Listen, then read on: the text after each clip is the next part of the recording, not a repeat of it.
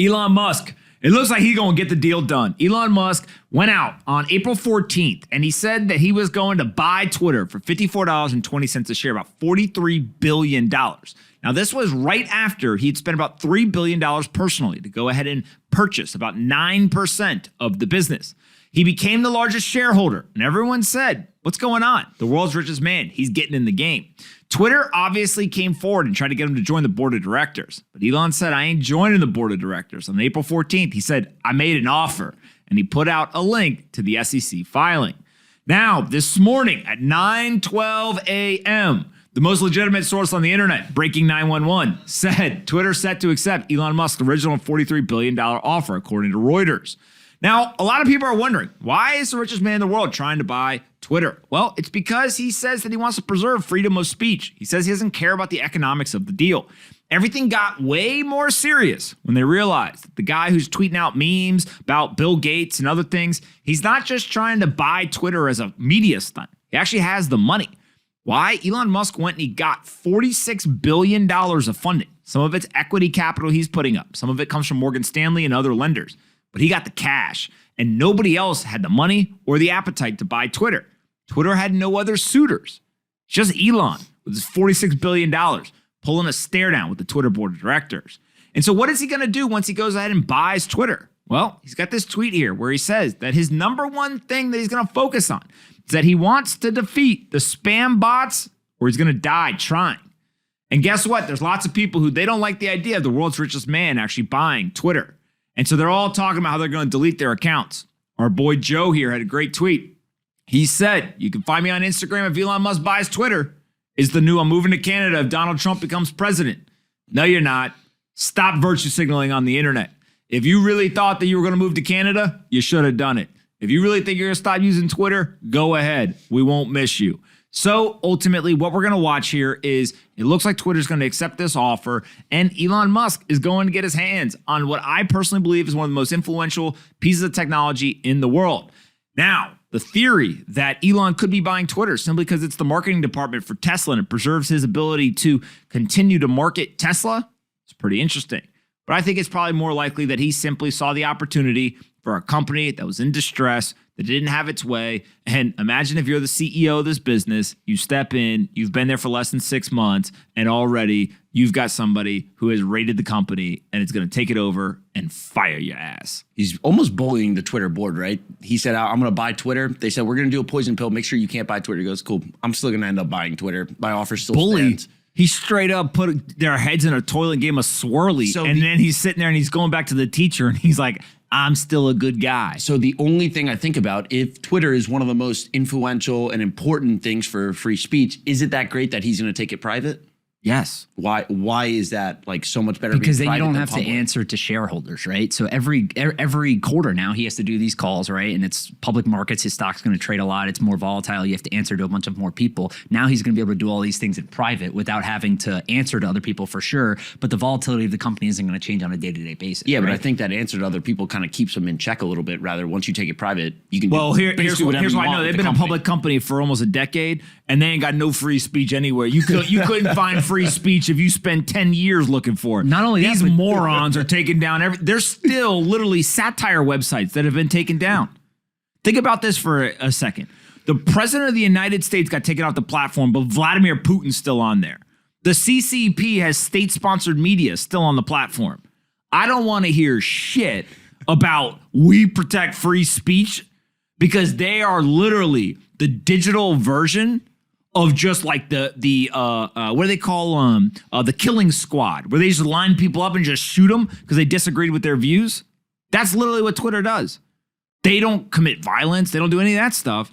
But what they essentially are trying to do is they are trying to silence voices that they disagree with. And I think that we're better off playing a game where we say, I want somebody in charge who cares about free speech. I get it. Everyone's like, oh, there should be no owner. Like, yeah, of course.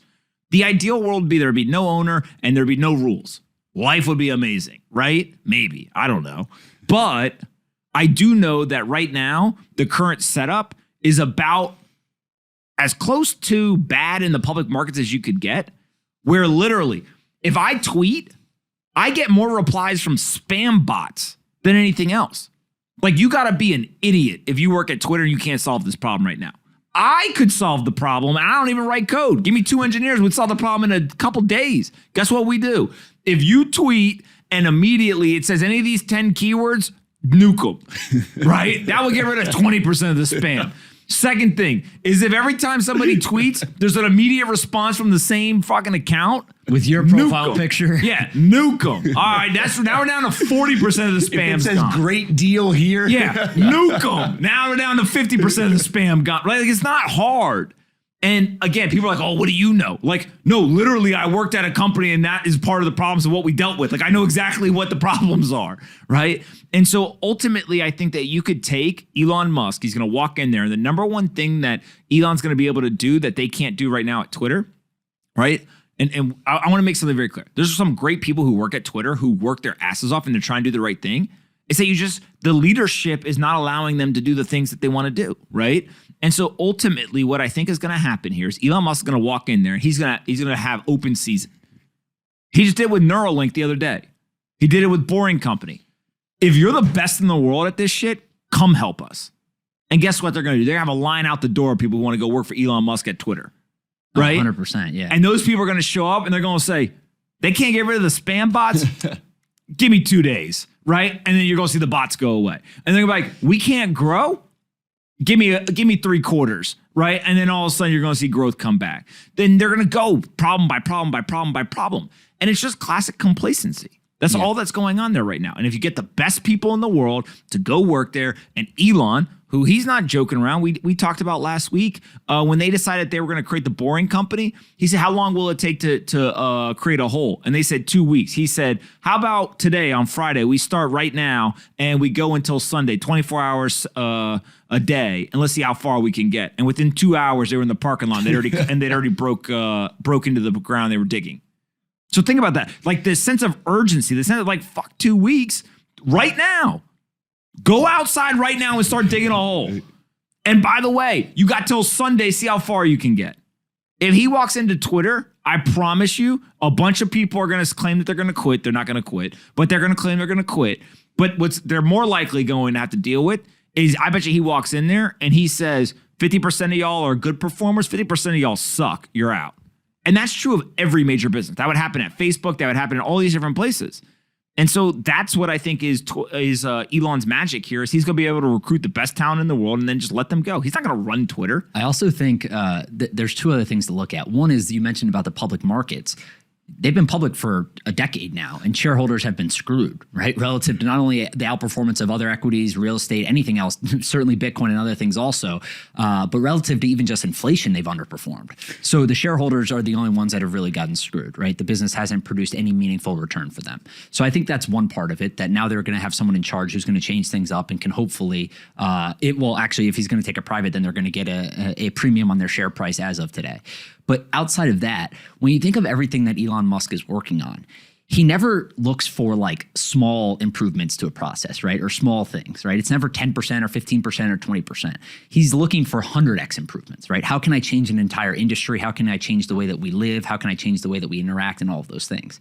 So for me, it'd be really shocking and surprising to see him come in, buy Twitter, let someone else run it, and just be like, okay, just fix the bots, fix this, like let's grow incrementally here, here, and here, and just defend the free speech. Like, I just don't think that's the way he operates, because when you think about how he's been able to not only build his wealth, but become so famous and make so many life-changing businesses and products, he's looked for these 100x ideas, right? Where you come in and not only is no one competing against you, like literally he just has no competition because people aren't going out and building these rockets, people aren't going to build these electric vehicles back when he started doing it and so forth. So your competition's super limited, but the upside is much greater also, right? So if you fail, you fail, right? Twitter's still where it is today ultimately, but he also has the opportunity to create something much bigger than is there today. Hey you, did you like this video? Great, we make 5 of them a day and post them here on this channel. Make sure you're subscribed, like the video, and see you next time.